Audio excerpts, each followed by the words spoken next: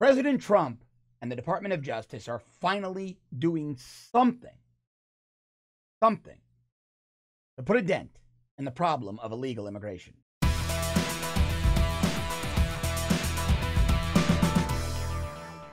Now, we've got this caravan of 1,500 people now. Yesterday, it was 1,000, 1,100. Now it's 1,500 people coming mostly from Honduras, from Central America, that are about 4 days away from the United States. And the group, Pueblos Sin Fronteras, or People Without Borders, is accusing President Trump of bullying, of hateful rhetoric, because he wants to protect our borders. Now, the president's right. President Trump tweeted, Honduras, Mexico, and many other countries that the U.S. is very generous to, sends many of their people to our country through our weak immigration policies.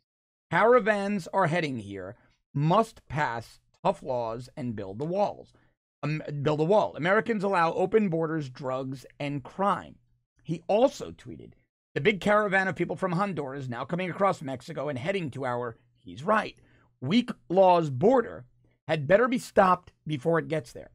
Cash cow NAFTA is in play, as is foreign aid to Honduras and the countries that allow this to happen. Congress must act now. Congress won't act, because even Republicans in Congress are beholden to the U.S. Chamber of Commerce that needs that cheap illegal labor. So President Trump and the Department of Justice are trying to do something. And what they're doing, I think, is a very, very smart solution. Congress won't pass the laws. So what the DOJ is now doing is they're imposing quotas.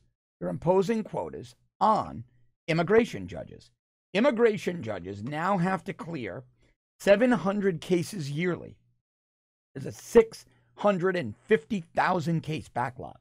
But they have to clear 700 cases yearly, this from NBC News, to earn at least a satisfactory rating. 6 other measures being imposed on the judges indicate how much time they should spend on different types of cases and court motions. Because this stuff is pretty clear cut. It's pretty clear cut. If you're here illegally and you want to make a case for asylum, you should have to present evidence. You shouldn't just be able to waltz across the border. And it really did blow my mind when I heard that we were on a 650,000 case backlog. Jeff Sessions, Attorney General, who I'm very critical of on many things, wrote, but on this, on immigration, he's strong. Sessions wrote judges that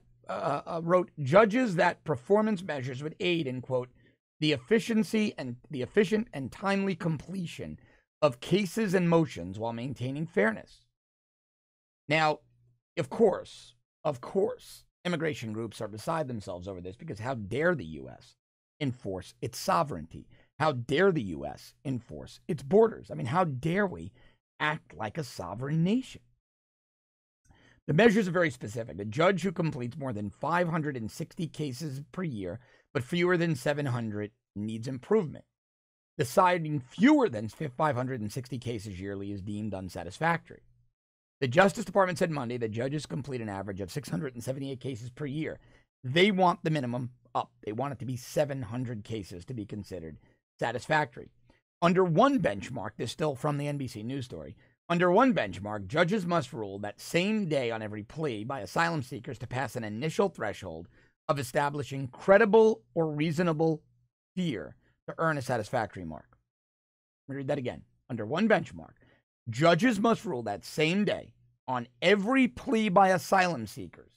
And the asylum seekers must pass a threshold of establishing credible or reasonable fear, meaning fear that if they go back to the nation from which they came, they'll face some kind of punishment, torture, death, imprisonment, whatever, to earn a satisfactory mark. So the judges have to rule on whether or not the evidence presented by the asylum seeker is satisfactory in the same day to be considered by the asylum seekers, meets the criteria for DOJ to consider the judge satisfactory. This means judges can no longer keep pushing things out, increasing that backlog. The only exception is if the Department of Homeland Security can't get the asylum seeker in front of the judge. Anything less than 80% of meeting that benchmark will be deemed unsatisfactory. I love it. I love it. Now, the National Immigration Judges Association doesn't like this, but unions never do. They say, quote, We believe the imposition of numerical performance metrics is completely and utterly contrary to judicial independence. Too bad. Too bad. Nobody forced you to be an immigration judge. Our country has an immigration crisis. You chose the job, do the job. Department of Justice is now telling you what your standards are. Make it happen. And no, I don't believe it takes days and weeks and months to determine whether or not somebody's petition for asylum is valid, if they are truly in fear or they're making up an excuse to stay in the United States illegally. We have a crisis.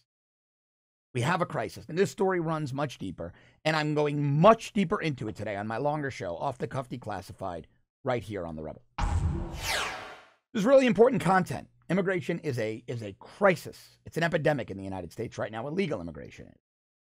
And I want to keep bringing you these stories every day, so help me do that by subscribing to our premium service at www.therebel.media/shows. Also, go to firescottisrael.com and sign our petition, and go to the App Store. Download the Rebel app. Great way to get all of our content. As always, thanks for doing those things, and thank you so much for watching. I'll see you tomorrow.